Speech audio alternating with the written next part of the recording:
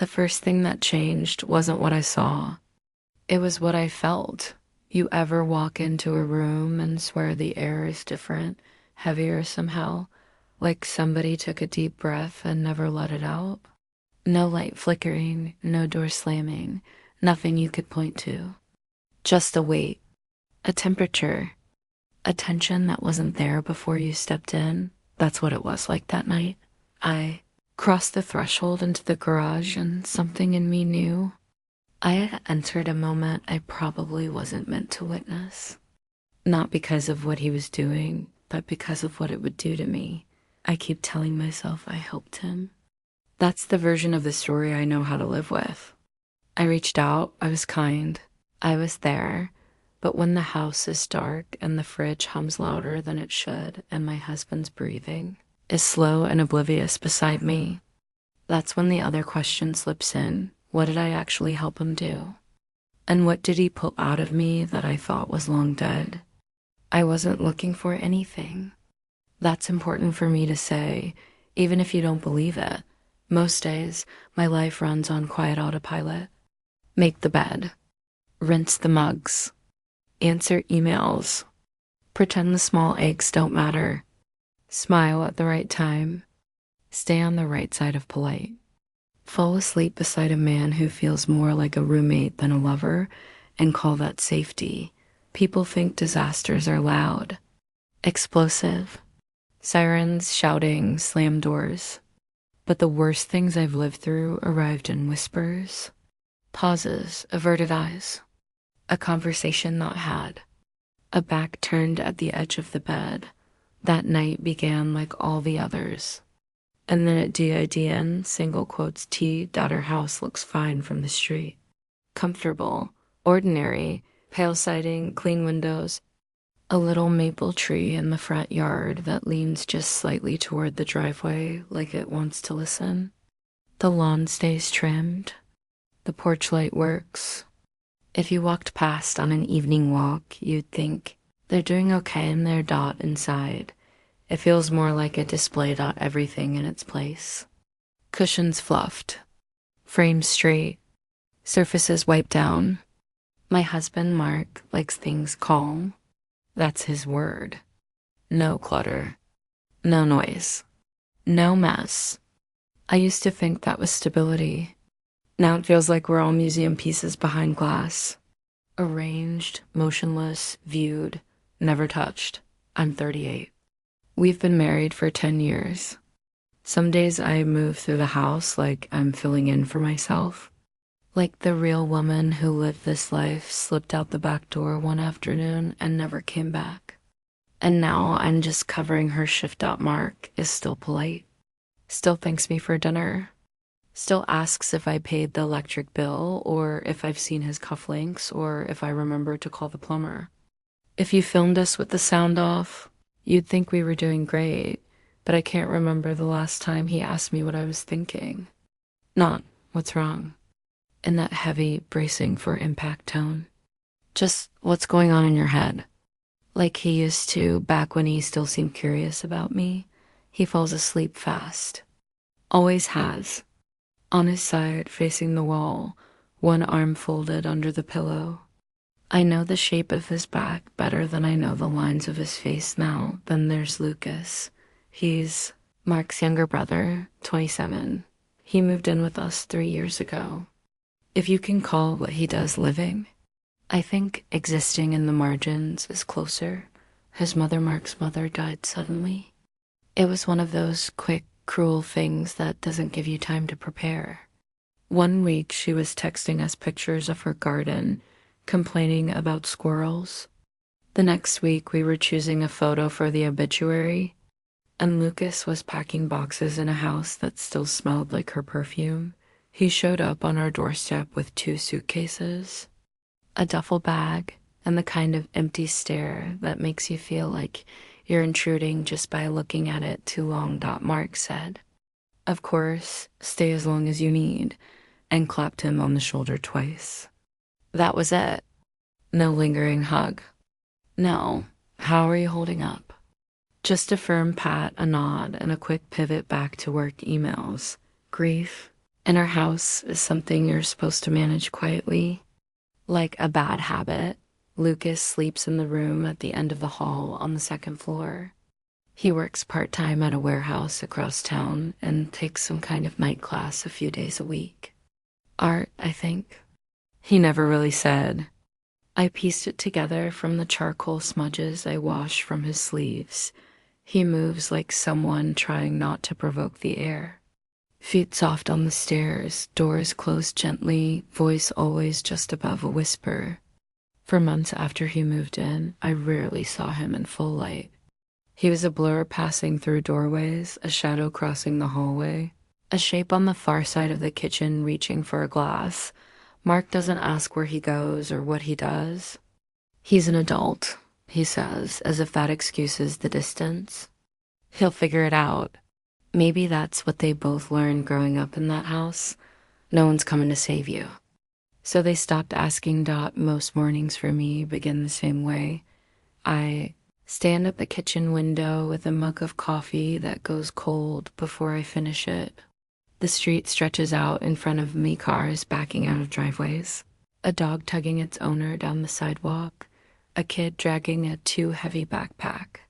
There's a soft fog some days, a pale haze that makes everything look like a photograph behind glass. That's how my life feels most of the time, distant, muted, framed.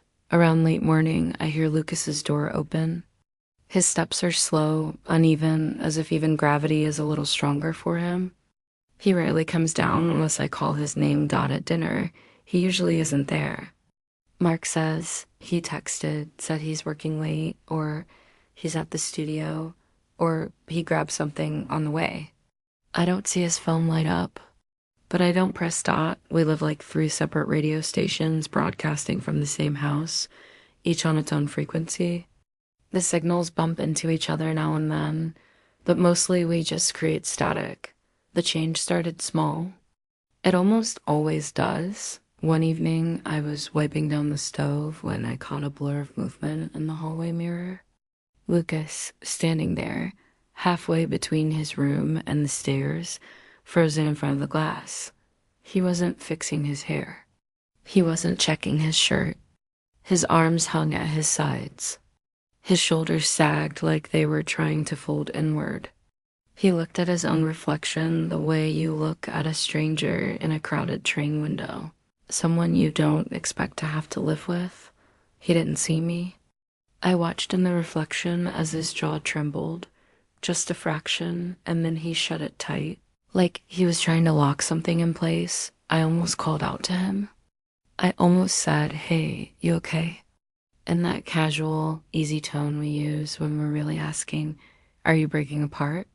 But some part of me knew that look far too well. That feeling of standing in front of a mirror and seeing someone you don't recognize, someone you didn't mean to become. Sometimes when 2 ghosts cross paths in the same hallway, it feels safer not to say anything. Safer to pretend you didn't notice the other one drifting by. It was little things at first. Lucas started lingering in doorways instead of passing through them. He'd stand at the edge of the kitchen instead of moving straight past. He'd make a comment about the weather, or the noise from the neighbor's motorcycle, or the price of groceries these days. His words were short, tossed out almost carelessly. By the time I turned around to answer him, he was usually already halfway up the stairs. He rarely waited for my response. Maybe he didn't expect one. Maybe he didn't know he was asking for more, but I answered anyway, even if it was just to the empty room. I'd say, "Yeah, it's been raining nonstop," or "They're redoing the store. That's why everything's such a mess," or "I know." I saw the receipt, and my voice would hang in the air for a moment before dissolving into the hum of the fridge. Started to realize I wasn't just replying to his comments. I was responding to the ache in them, to the way his sentences always seemed to trail off just before the part that mattered. It didn't feel wrong. That's the thing I keep circling back to. It never felt like some dangerous game I'd chosen to play. It felt human. 2 people who happened to be awake in the same loneliness at the same time, The night in the garage changed everything, but it didn't announce itself. There was no warning label stamped on the evening. Mark fell asleep early, exhaustion pressed into the lines around his eyes. He mumbled goodnight, rolled over, and within minutes, his breathing settled into the deep, familiar rhythm I could map without looking. I lay there staring at the ceiling, counting the space between his breaths like I was measuring distance. Sleep wouldn't come. My thoughts were restless and shapeless, just a tangle of half-finished worries and empty spaces. The house felt too quiet, the way it does when the power's gone out and you suddenly realize how much background noise you're used to. I got up. No real reason. Just a pull. I slipped out of bed carefully, the floorboards cool under my feet, and padded down the hallway. The faint glow from the street lamps outside pooled along the floor, stretching pale rectangles of light across the walls. I meant to go to the kitchen, get a glass of water, open the fridge, and stare into it like something inside could explain the hollow in my chest. But then I heard it, not loud, not dramatic. A sound so soft I almost missed it, a broken inhale, a stifled breath, the kind of muffled crying you only make when you're determined not to be heard. It was coming from the garage. My hand hovered over the doorknob for just a second. There's always that moment, isn't there? The one where you could still pretend you didn't hear, didn't notice, didn't know. The moment before you make it your business. Then I turned the knob. The garage smelled like dust and oil and old cardboard. The single overhead bulb was off. The only light came from the gap under the garage door, a narrow strip where the street lamp outside leaked in. He stood with his back to me. Lucas, shoulders hunched, forearms pressed up against his face, hands covering his eyes like he was trying to physically hold himself together. I'd heard continued and quiet shudders, not the kind of sobbing that shakes the whole body. This was smaller, contained, like even his grief was afraid of making. Too much noise in this house. I froze out. My first instinct wasn't noble. It wasn't, I have to help him. It was, I shouldn't be here. I felt like I'd stepped into a sacred space, somewhere private and fragile, where one wrong move could shatter everything.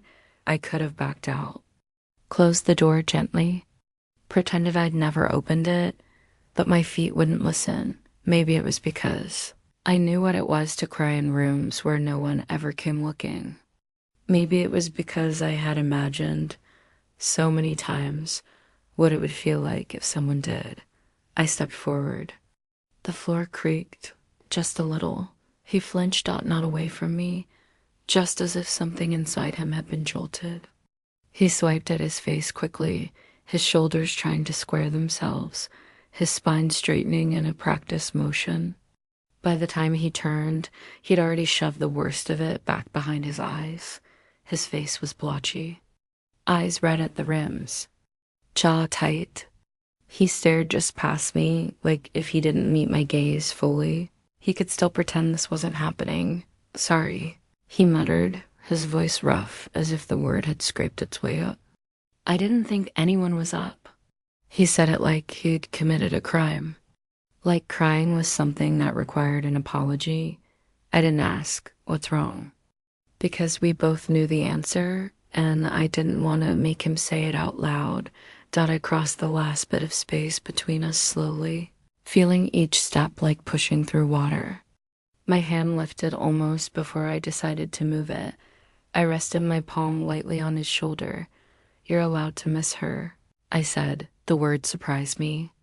I hadn't planned them. They just slipped out, soft and sure, like they'd been waiting in my mouth for years. He went still. For a second, nothing changed. Then I felt it, some small, invisible tension inside him loosening, just at the edge of my touch. His throat worked like he was swallowing down rocks. He didn't cry harder. He didn't collapse against me. He didn't say thank you or pull away. He just let my hand stay there. We stood like that for what could have been 10 seconds or 10 minutes. Time stretches strangely in moments like that. bending and thinning until everything else falls away. The air between us was heavy, but not in the way that suffocates. It was heavy the way a blanket is heavy when you've been shivering for hours. I went back to bed eventually, to the same indentation in the mattress, to the same turn back, to the same steady breathing. Mark didn't even stir. If he noticed I was gone, he never said. My body lay beside him. My mind stayed in the garage. The next night, without meaning to, I listened. Not for footsteps or danger or creaks in the house. Not because I wanted anything to happen. Just for that sound again. That quiet, lonely ache leaking into the air. When I didn't hear it, something in me tightened. I missed it. I missed the chance to reach out. I missed the fragile, unguarded version of him that only seemed to exist when he thought no one was watching. I told myself it was maternal. Protective, maybe. He was Mark's younger brother, living under our roof. Of course I'd worry about him. Of course I'd care. But there was another truth I tried not to look at directly. It felt good to be needed by someone. To be the one who walked through the door instead of the one left alone behind it. From there, everything escalated in tiny increments, so slowly it almost convinced me nothing was. Changing it all. Lucas started talking more. He'd show up on the back porch while I was bringing in laundry or rinsing out a paintbrush, or just sitting with a glass of water, staring at the yard. He'd lean against the railing, arms folded, eyes on the sky instead of me, and say something small. A memory, a complaint, a fragment. She used to sing while she cooked, he said once, voice flat. Not real songs, just bits of whatever was stuck in her head. He didn't have to explain who she was. Another time, he said, I forget what her hands felt like when she hugged me. Isn't it messed up? I remember the smell of her house, the way she made tea, but her hands. He shook his head like the betrayal of that fact was too much. I lost them. Later, he talked about Mark, about how his big brother had thrown himself into fixing things immediately after the funeral. Sorting documents, calling banks, organizing, planning, scheduling, efficient, neat. He boxed her up before we even packed the clothes, Lucas said quietly. I know he was trying to help. I do, but it felt like there wasn't space for me to fall apart. Like grief was only acceptable if it came with a checklist. I listened. I nodded. I didn't defend my husband. I couldn't. The things Lucas said were the same things I'd been afraid to admit to myself. Mark approaches pain like a problem to be solved, not a wound to be sat beside. If he can't repair it, he retreats. One heavy summer evening, Lucas and I ended up outside after dinner. Mark was upstairs on a video call. The air was thick, dense with humidity and the coming storm. Heat rose off the pavement in slow waves. We sat on the back step, shoulders not touching, but close enough that I could feel his presence. The warmth radiating off him in the oven still might. He stared at the fence. At nothing. His jaw was clenched hard enough that a muscle jumped in his cheek. She told me I felt too much, he said abruptly. My mom, she used to say I was too soft, that the world would eat me alive if I didn't toughen up. He laughed once, a short, humorless sound. Turns out you can be numb and still feel like you're dying. He added, I didn't say the first thing that came to mind, that she was wrong. That softness isn't a flaw. That feeling deeply is not a weakness. Instead, I reached up without thinking and brushed away. The tear that had escaped down his cheek, just one dot. My fingertips barely grazed his skin. But the moment they did, his eyes closed like something inside him had been waiting for that exact contact. I realized, too late, that it was more intimate than it should have been. My hand started to retreat. He caught my wrist, not forcefully, not possessively. Just a gentle wrap of fingers, as if he needed the connection to stay for one more breath. We both felt it then, that invisible line that lives, between what is appropriate and what isn't, between comfort and something else entirely. The air around us shifted. It grew dense, charged, like the moment in the sky right before lightning splits it open. Nothing actually happened, but everything felt 1 degree away from happening. I should have pulled my hand back fully. I should have made a joke. I should have said I was tired and gone inside. Instead, I stayed still, my wrist resting in his hand, his pulse tapping lightly beneath skin, both of us breathing a little too slowly. "Can I show you something?" he asked finally, voice low. I nodded before the reasonable part of my brain could ask what or why or whether it was a good idea. He stood and walked inside. I followed. The house was dim, most of the lights off. We passed the doorway to my bedroom. Mark's voice drifted faintly through the cracked door, still on his call. Numbers, deadlines, budgets, things that have clean edges dotted the far end of the hall. Lucas's room waited. A narrow rectangle, barely bigger than its bed. The door was half open. He pushed it fully and stepped aside to let me in. The space smelled faintly of graphite and detergent. No dirty clothes on the floor. No overflowing trash can. He wasn't messy. He was careful. Almost too careful. Like he was afraid of taking up even the small square of space he'd been given. Drawings covered the walls, dot pages taped up in scattered patterns. Charcoal sketches layered and reworked. Faces, landscapes, hands caught halfway through a gesture. Some lines were bold and certain. Others were faint, almost rubbed away. He went to the desk in the corner, pulled open the top drawer, and took out a single sheet. He held it out to me without a word. The drawing was of a woman kneeling by a river. Her hair fell forward, obscuring part of her face, curls tumbling around her shoulders.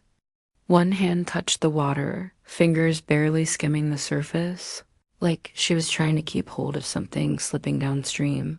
The scene was soft and sharp all at once. The tension was in the way her shoulders curved, the tilt of her head.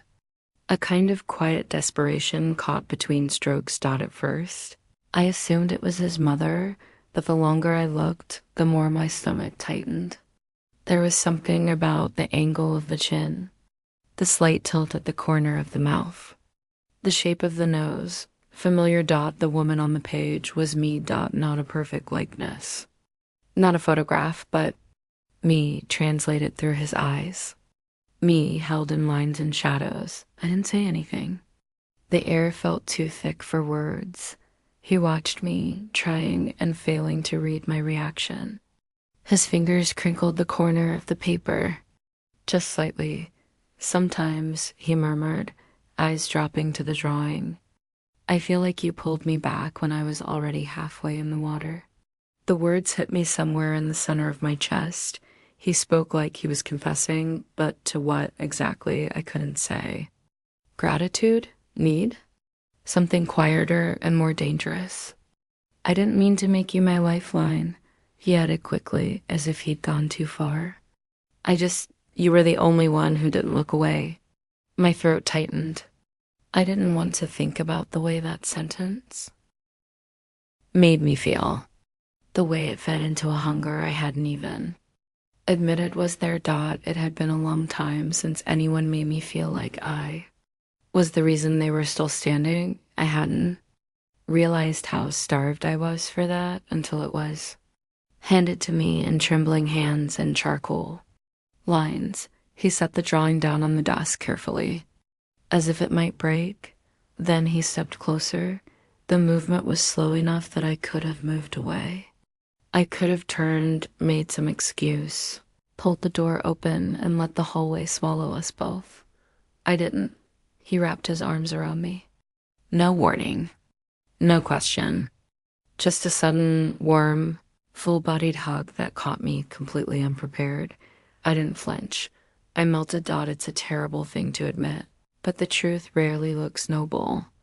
Being held like that, firm, desperate, grateful, felt like stepping into a room where the lights finally worked again after years of living in half dark. I hadn't been embraced like that in so long.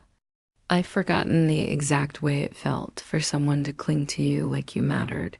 His face was pressed against my shoulder. His breath was uneven. My hands, traitors that they were, lifted and pressed into his back, holding on just as tightly. We weren't kissing. We weren't saying anything. But it was not a simple, casual hug.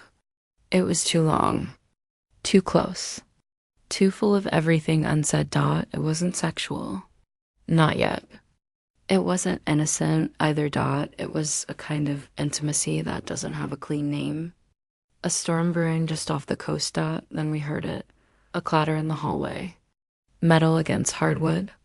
The unmistakable sound of keys hitting the floor. We broke apart like the sound had. Burned us. The door to his room was still mostly closed, but not fully. I could see a sliver of the hallway through the crack. A pair of shoes. A blur of movement.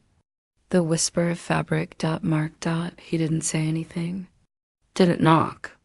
Didn't call out. The silence that followed that small sound was louder than any shout could have been.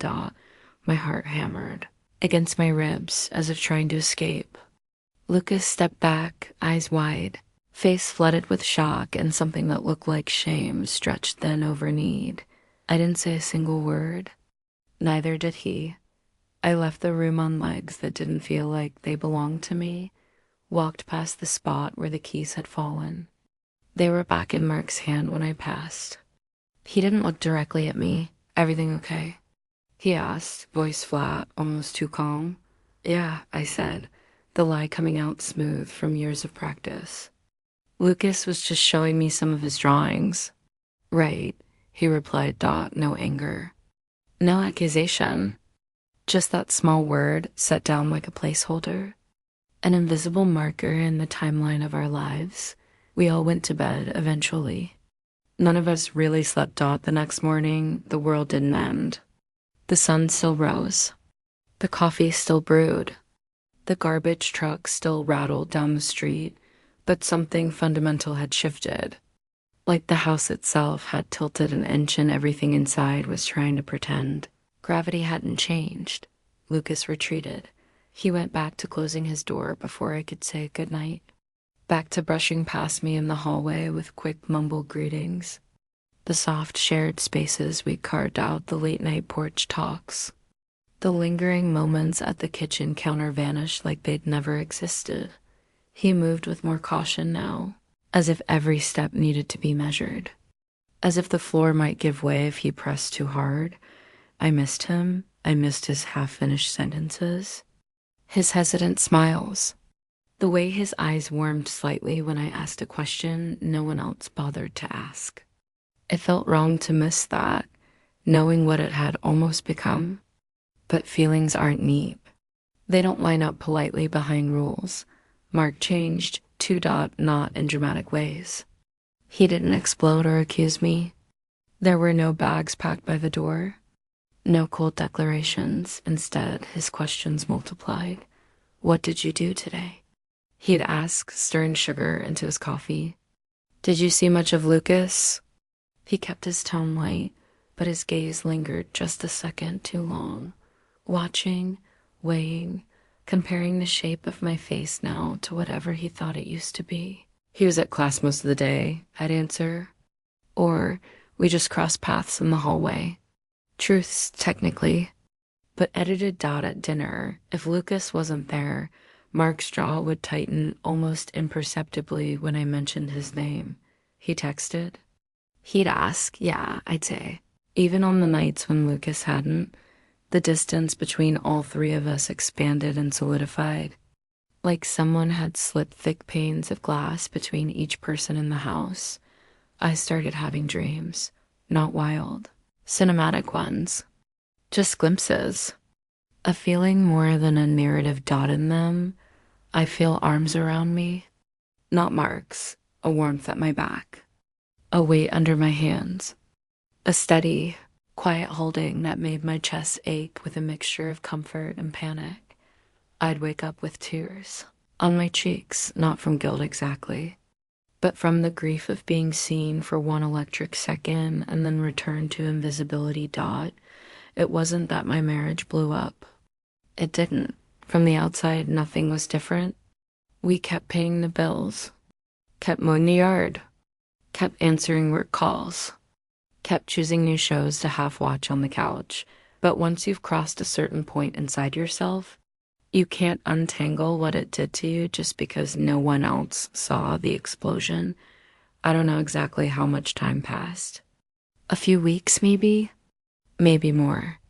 Time started to feel slippery, stretching and compressing in all the wrong places. Then, one afternoon, I walked into the bedroom and saw it. A sheet of paper, folded in thirds, placed exactly in the center of my pillow. My name on the front. Not Elena, and the quick, casual scrawl that friends might use on a post-it. It was written carefully, each letter shaped with intention. Like whoever wrote it had erased and rewritten until the lines were exactly how they wanted them. My stomach nodded. I stood there for a long minute, not touching it, because some part of me already knew once I opened that paper, there would be a before and an after. You can't unread certain words. You can't unknow some truths. Eventually, I sat down on the edge of the bed and unfolded it. His handwriting was small, slanting slightly to the right. Not many lines. No grand declarations. No exploding confessions. Just this. I didn't mean to put so much on you. I was falling apart and you saw it. That was more than enough. You don't owe me anything. I needed someone to look at me like I was still here. You did, that's all. I'm sorry if I made you feel anything else. I read it once, twice, 3 times. Each time, the words sank a little deeper, like rain seeping into cracked soil. He hadn't said, I'm in love with you. He hadn't said, we crossed a line. He hadn't blamed me or absolved me. He just set the truth down gently between us. You saw me. You were enough. You don't owe me more. I started crying before I understood exactly why. It wasn't only guilt, though that was part of it. I had let that moment in his room stretch too long. I had held on when I should have released.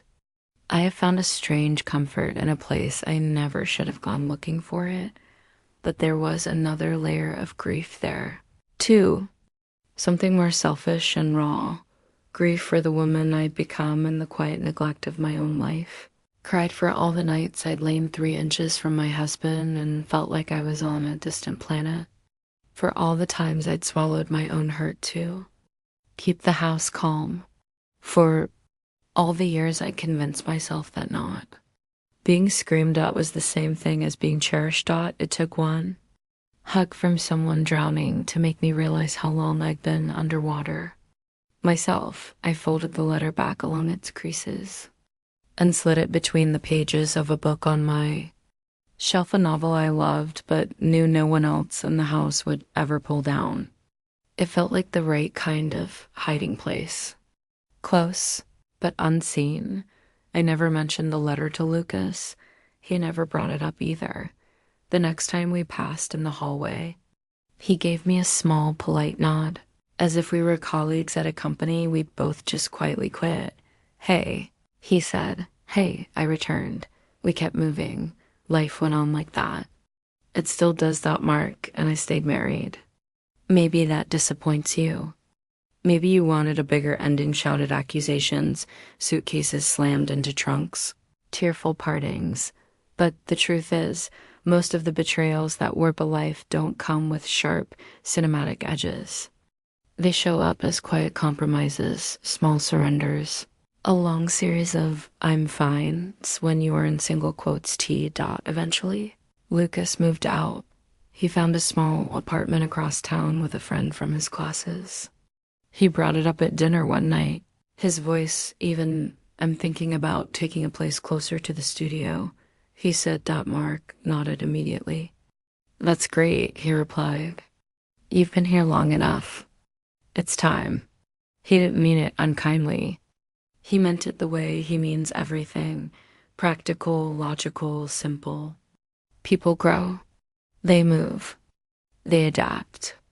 That's just what happens. I smiled and said, "You'll send us your new address?" Like any relieved host might say to a guest whose stay had stretched on a bit too long, Lucas glanced at me then. A brief, searching look, like he was checking to see if I was okay with this next step. I nodded once, a barely there motion. But I know he saw it. When the day came for him to leave, we carried boxes together. Mark loaded them into the back of the car. The air was crisp, autumn finally pushing the heat out of the air. "Don't forget to call your landlord about the deposit," Mark reminded him. "Get everything in writing." "I will," Lucas said. He hugged his brother first. Quick. One arm, two quick pats.